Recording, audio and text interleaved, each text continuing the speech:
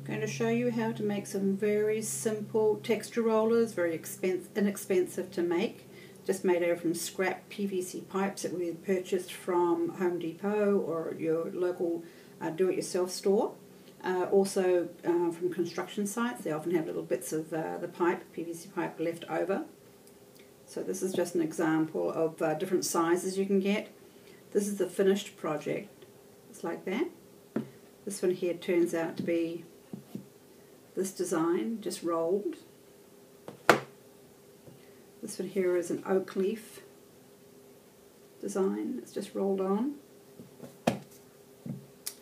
This one here is just a random movement of the glue gun. Okay.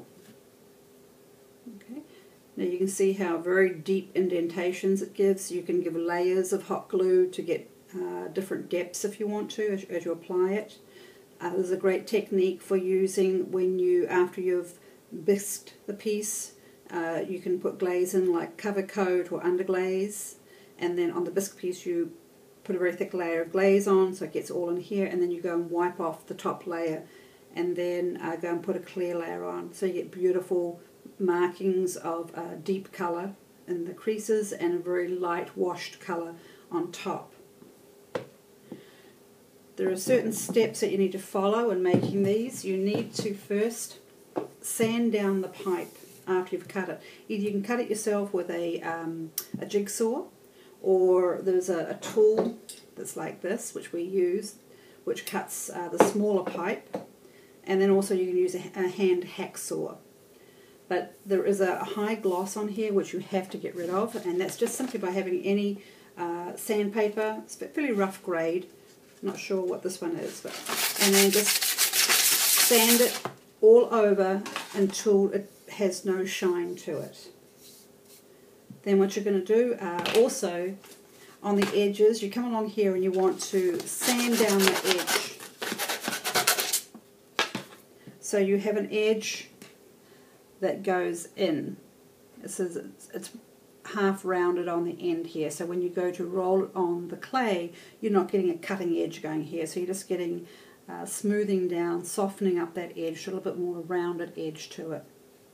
So after you've done all the sanding, then you'll come along and do your random design or planned design. You can either do it from a stencil, or just remember you don't want to have too much detail in it. Now there's still a gloss to this here because I haven't sanded it all down. I just want to show you how it's applied. Actually, I'll use the pipe here. This pipe here has been sanded down, and I've been testing out some different shapes on here. So if I'm just going to do a leaf, just going to draw it on with a pencil.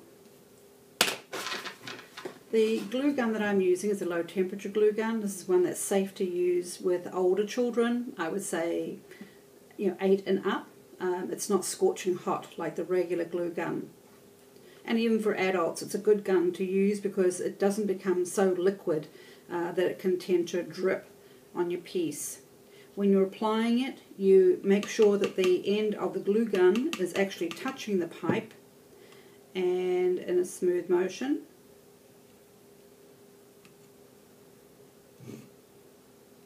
Just kind of follow your line.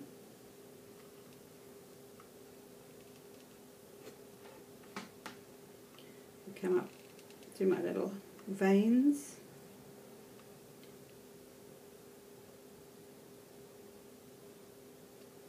Now, if you've used a glue gun before, I'm sure a lot of you have, you'll know you get a lot of these little webs. You're going to come back later on, you're going to pull those off. If you're doing little dots and lines, the easiest way to get rid of that web is to hold your glue gun against the pipe. Stop pumping, and then you pull and twist. And this way you break off that web.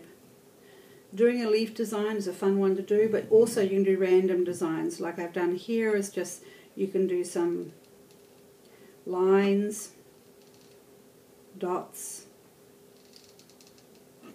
and you can actually do some very intricate designs too, but you just have to learn the skill of using a glue gun, so you may need to practice a bit first. So we have one sacrificial piece of pipe that you can practice on, so because once this is stuck on there, it's very difficult to get it off now that it's sanded, it really wants to stay there. So it is difficult to pull off any mistake that you've made. But there is one way of correcting mistakes. You can come along and use the tip of the heated part of the gun, and you can wipe it up against the glue, and it'll re-melt that glue, and you can flatten it back out again if you make a mistake that you want to get rid of. So you just sort of push it aside. Hope you have fun. Come up with some cool ideas. Thank you very much.